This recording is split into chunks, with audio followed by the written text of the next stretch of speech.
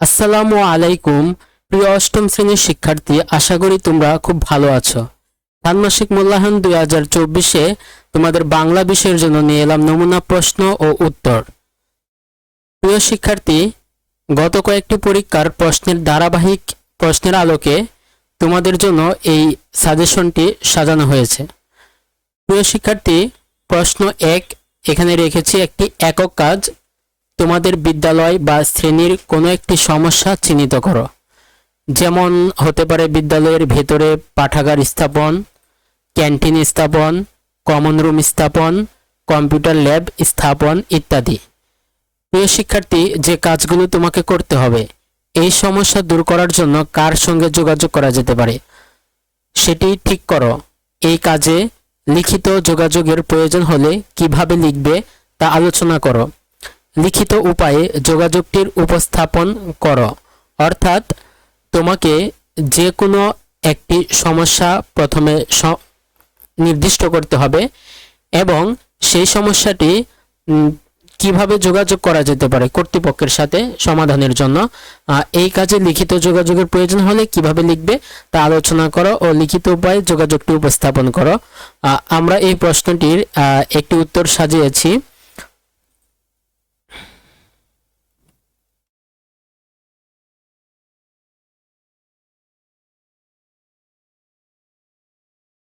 এক নং উত্তর, অর্থাৎ প্রশ্নে উল্লেখিত কয়েকটি সমস্যার ভিতর যে কোনো একটি সমস্যা নির্ধারণ করা হলো এবং ক্লাসরুম পাঠাগার স্থাপন সমস্যাটিকে নির্ধারণ করা হলো।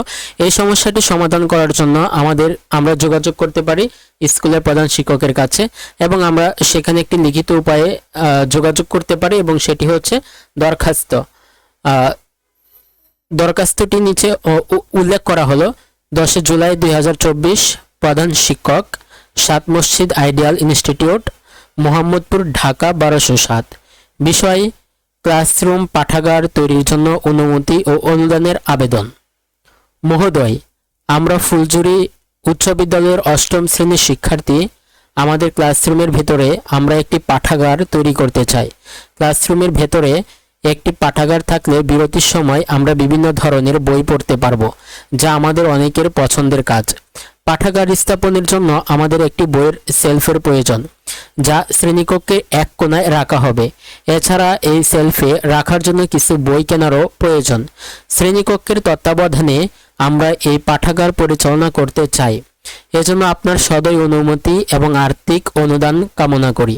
বিনীত অষ্টম শ্রেণীর শিক্ষার্থীবৃন্দ, 7 মসজিদ আইডিয়াল ইনস্টিটিউট। প্রশ্ন 2, এটিও একটি একক কাজ। তোমার নিজের অভিজ্ঞতা থেকে একটি পরিস্থিতির উল্লেখ করো। ওই পরিস্থিতিতে তুমি কিভাবে তোমার উদ্দেশ্য ও চিন্তা অনুভূতির প্রকাশ করেছিলে সেটি লেখো। আর কিভাবে প্রকাশ করলে এই চিন্তা অনুভূতির প্রকাশ আরো ভালোভাবে হতে পারত বলে মনে করো।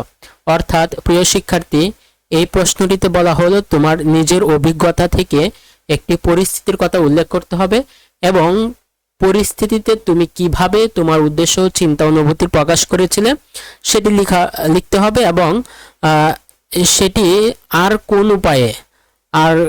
কোন উপায়ে সেই অনুভূতি প্রকাশ করলে আরো ভালো হতো বলে তুমি মনে করো সে বিষয়টি এখানে লিখতে হবে। তাহলে চলো আমরা একটি নমুনা উত্তর দেখি। 2 নং উত্তর, পরিস্থিতি অমর 21-এ বইমেলায় যাওয়া। পরিস্থিতি হলো অমর 21-এ বইমেলায় যাওয়া। যোগাযোগের উদ্দেশ্য, অমর 21-এ বইমেলায় গিয়েছিলাম আমার প্রিয় লেখক হুমায়ুন আহমেদের কিছু বই কিনতে আর পুরো মেলাটা ঘুরে দেখতে। যে ধরনের চিন্তা ও অনুভূতি প্রকাশ পেয়েছে। অমর 21-এ বইমেলায় যাওয়া নিয়ে আমি খুবই উৎসাহী ছিলাম। আমার খুব ভালো লেগেছিল, মনে হচ্ছিল বই তো কিনবই, সেই সাথে অনেক পরিচিত লেখকের সাথে দেখাও হবে। বিশেষ করে মুহাম্মদ জাফর ইকবাল স্যারের প্রতি বছর মেলায় আসেন। তার লেখা বৈজ্ঞানিক কল্পকাহিনীর বইও কিনব, সেই সাথে তার লেখা বৈজ্ঞানিক কল্পকাহিনীর বইও কিনব, সেই সাথে তার অটোগ্রাফও নেব। চিন্তা হচ্ছিল যে হুমায়ুন আহমেদ স্যারের বই কোন স্টলে বেশি পাওয়া যায় সেটা বুঝবো কিভাবে। আবার জাফর ইকবাল স্যার আজ মেলায় আসবেন কিনা। আর যে উপায়ে যোগাযোগ করা যেত অভিজ্ঞ কারো কাছ থেকে জেনে নেওয়া যেত যে কোন স্টলে হুমায়ুন আহমেদ স্যারের বই বেশি পাওয়া যায়। তারপর মেলার তথ্যকেন্দ্র থেকে সেই স্টলের নম্বর জেনে নিয়ে সরাসরি সেখানে যাওয়া যেত। তাহলে ভিড়ের মধ্যে খুঁজে পেতে আর বিড়ম্বনায় পড়তে হতো না। তারপর জাফর ইকবাল স্যার কবে মেলায় আসতে পারেন সেই অনুযায়ী গেলে ভালো হতো।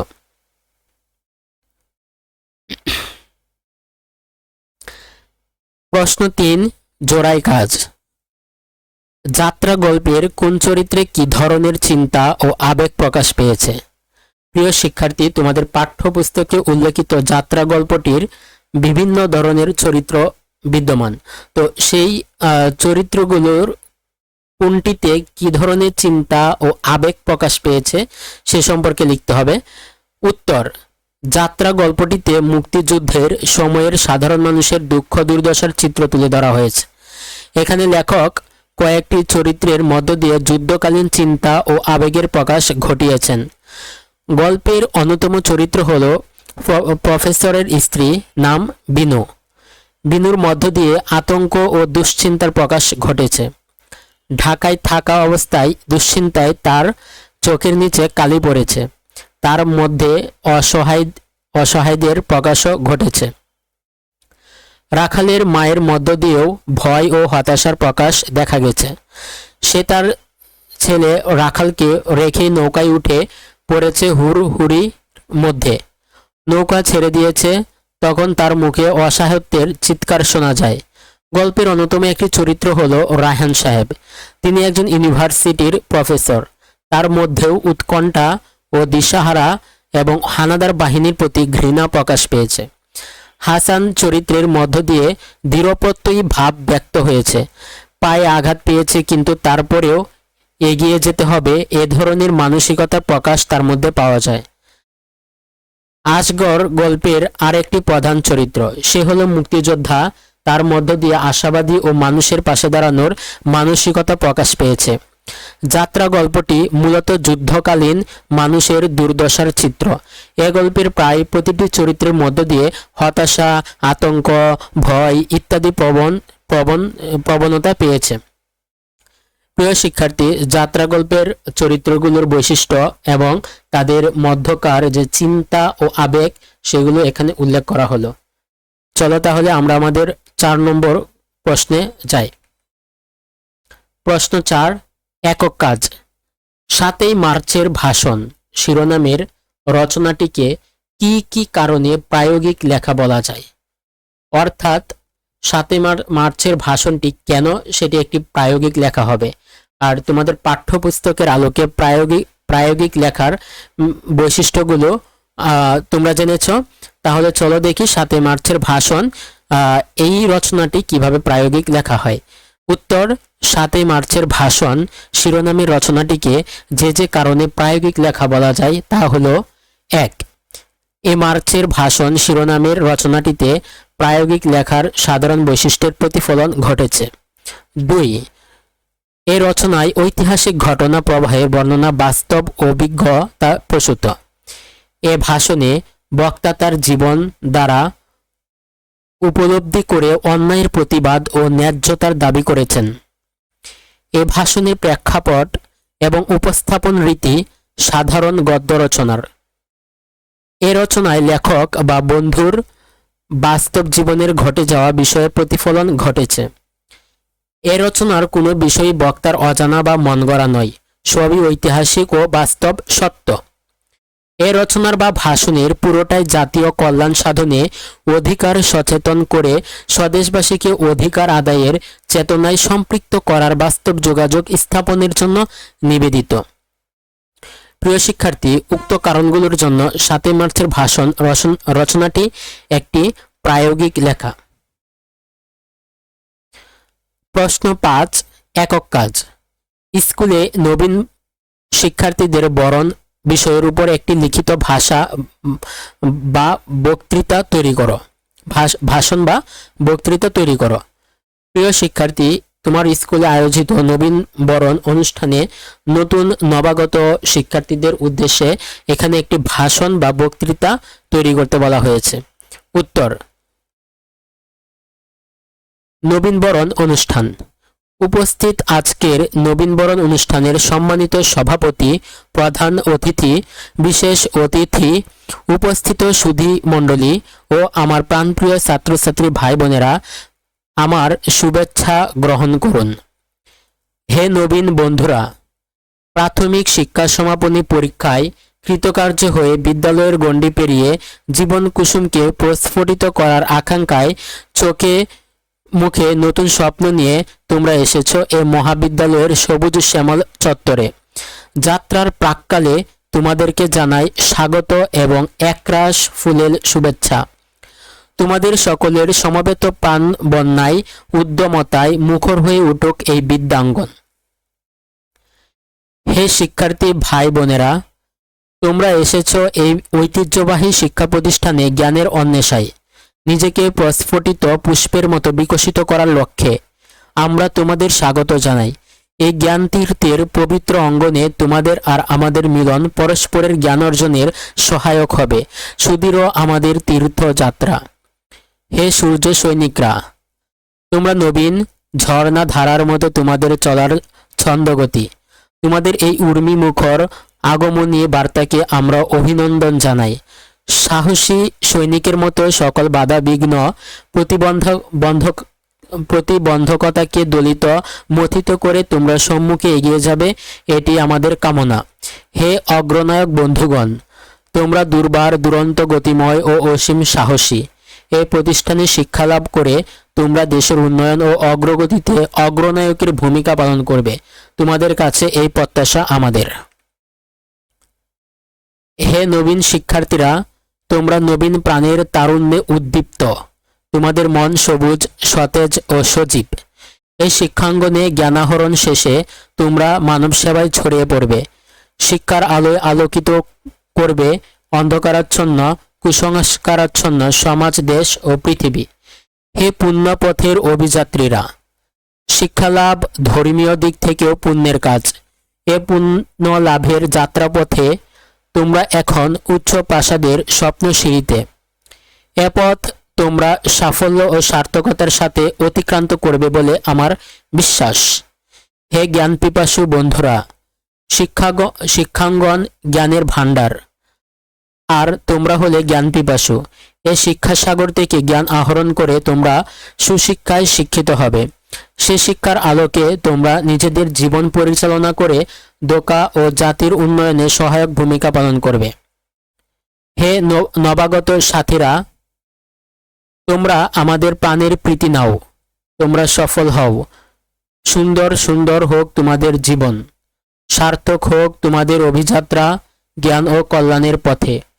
পরিশেষে পরম করুণাময়ের দরবারে তোমাদের সুস্থ ও সুন্দর ভবিষ্যৎ জীবন কামনা করছি। সেই সঙ্গে আমাদের পরম শ্রদ্ধেয় শিক্ষক ও অভিভাবকদের উদ্দেশ্যে নিবেদন করছি অন্তর উজাড় করা শ্রদ্ধা ও ভক্তি। ধন্যবাদ সবাইকে। প্রিয় শিক্ষার্থী, এভাবে একটি নবীনবরণ শিক্ষার্থীদের জন্য ভাষণ বা বক্তৃতা লিখতে হয়। ঠিক এই জায়গাটিতে এরকমও প্রশ্ন আসতে পারে যে তোমাদের স্কুলের দশম শ্রেণীর শিক্ষার্থীদের বিদায় অনুষ্ঠানে বিদায়ী শিক্ষার্থীদের প্রতি একটি বক্তৃতা বা ভাষণ তৈরি করো। ঠিক এরকম ভাবে আরেকটি প্রশ্ন হতে পারে, যেমন তোমার বিদ্যালয়ের কোনো একজন শিক্ষকের বিদায় উপলক্ষে তাকে শ্রদ্ধা ও সম্মান জানিয়ে একটি পত্র বা ভাষণ লিখো। প্রশ্ন 6, একক কাজ। যোগাযোগের সময় আমরা আমাদের চিন্তা, অনুভূতি ও চাহিদা কি সবসময় প্রকাশ করতে পারি? অর্থাৎ যোগাযোগের সময় আমাদের যে চিন্তা, অনুভূতি, চাহিদা এগুলো কি সবসময় প্রকাশ করতে পারি কিনা? উত্তর: যোগাযোগের সময় অনেক ক্ষেত্রে আমরা আমাদের চিন্তা, অনুভূতি ও চাহিদা প্রকাশ করতে পারি না। এর পেছনে দুটি প্রধান কারণ কাজ করে। প্রথমত, অনেক সময় চিন্তা, অনুভূতি ও চাহিদা প্রকাশে সঠিকভাবে বিষয়টি উপস্থাপনে ব্যত্যয় ঘটে। চিন্তা, অনুভূতি বা চাহিদাটিকে ভাষায় প্রকাশ করতে সমস্যা হয়। দ্বিতীয়ত, যোগাযোগের জন্য বিভিন্ন মাধ্যম থাকে, যেমন মৌখিক মাধ্যম, লিখিত মাধ্যম এবং যান্ত্রিক মাধ্যম। আমরা যখন যোগাযোগ করি তখন সব মাধ্যমে আমাদের থাকে না। যখন মৌখিকভাবে যোগাযোগ করি তখন হয়তো লিখিত এবং যান্ত্রিক মাধ্যমের উপাদানগুলো আমাদের কাছে নাও থাকতে পারে। তখন আমরা পরিপূর্ণভাবে যোগাযোগ করতে পারি না। ফলে আমাদের যোগাযোগের উদ্দেশ্য পরিপূর্ণ হয় না। তাই যোগাযোগের সময়ে আমাদের যে চিন্তা চেতনা, অনুভূতি ও চাহিদা থাকে তা আমরা সবসময় উপকরণের অভাবে পূরণ করতে পারি না। যোগাযোগের উদ্দেশ্য পূরণ করতে আমাদের পূর্ব প্রস্তুতি রাখতে হবে, তবেই যোগাযোগের উদ্দেশ্য পরিপূর্ণ হবে।